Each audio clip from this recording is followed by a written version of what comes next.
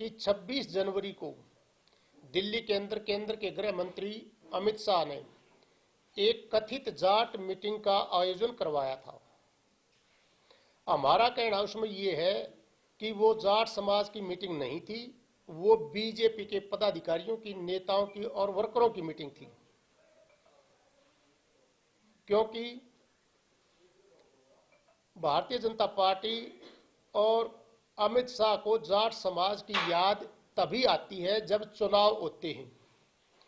पिछले लोकसभा चुनाव के टाइम भी ऐसी ही एक मीटिंग का आयोजन करवाया गया था और उसमें यह कहा था कि जाट आरक्षण आंदोलन 2016 जो हरियाणा में था उसमें दर्ज सभी मुकदमे वापस हो जाएंगे और जाटों को, चाहे मुस्लिम जाट हैं, चाहे सिख जाट हैं, चाहे हिंदू जाट हैं, उनको केंद्र में ओबीसी में आरक्षण दिया जाएगा।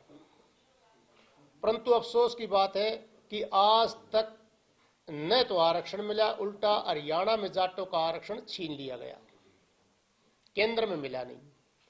मुकदमे वापसी की जहां तक बात है, केवल यशपाल मलिक पर 27 मई 2016 को जींद के अंदर देशद्रोह का केस दर्ज हुआ था, वो मुकदमा वापस किया है।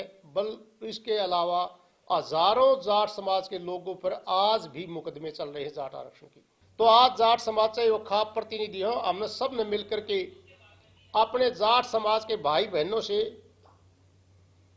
चाहे वो उत्तर प्रदेश में हैं, चाहे वो उत्तराखंड में हैं, चाहे वो पंजाब में हैं, चाहे वो हिंदू जाट हैं, चाहे वो सिख जाट हैं, चाहे मुस्लिम जाट हैं, उनसे एक अपील की है कि बीजेपी को फरवरी मार्च में होने वाले विधानसभा चुनाव में अपनी वोट की चोट से राजनीतिक नुकसान पहुंचाएं, क्योंकि राजनीतिक नुकसान के दबाव से ही कोई सरकार काम करती है, वरना तो चुनाव में इस्तेमाल होता है।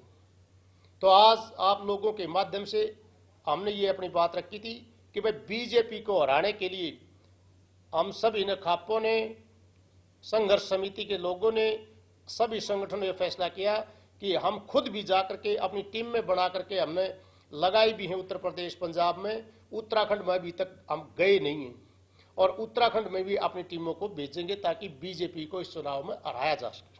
देखो, ये बात प्योरली सियासी मसला है और बड़ा भी है और प्रोमिनेंट भी है। किसान ने राजनीति में तो जाना ही चाहिए। चौधरी छोटूराम जी जब इंडिया और पाकिस्तान इकट्ठे थे, आपको याद भी हो, कोई से भाई ने ये एपीएमसी एक्ट जो आज चल रहा है, ये 1939 में लाहौर असेंबली में पास किया था। लैंड एलिएशन एक्ट 1938 में, वो यदि वो राजनीति में नहीं होते तो वो ये काम नहीं कर पाते। आपका सवाल समझ गया मैं, परंतु उसमें ये है कि हमें भी इस बात की पीड़ा है, ये वास्तविकता है। इसमें कोई हमारे साथी बैठे बहुत पंजाब से सारे हैं, बलजिंदर हैं, कमल जी हैं, परंतु क्या करें, ये जत्थेबंदियों का मामला था। हम तो ये चाह रहे थे कि 32 की 32 जत्थेबंदी इकट्ठी उतर जाती चुनाव में, तो बहुत ज्यादा फायदा भी होता है, किसान और मजदूर की बात सुनी जाती और अपनी कलम से कानून बनाती।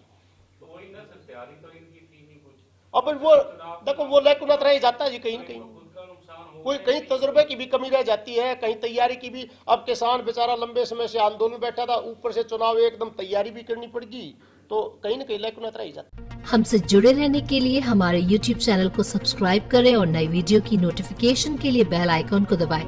अगर आप ये वीडियो Facebook पर देख रहे हैं तो लाइक जरूर करें और ज्यादा से ज्यादा शेयर करें। धन्यवाद।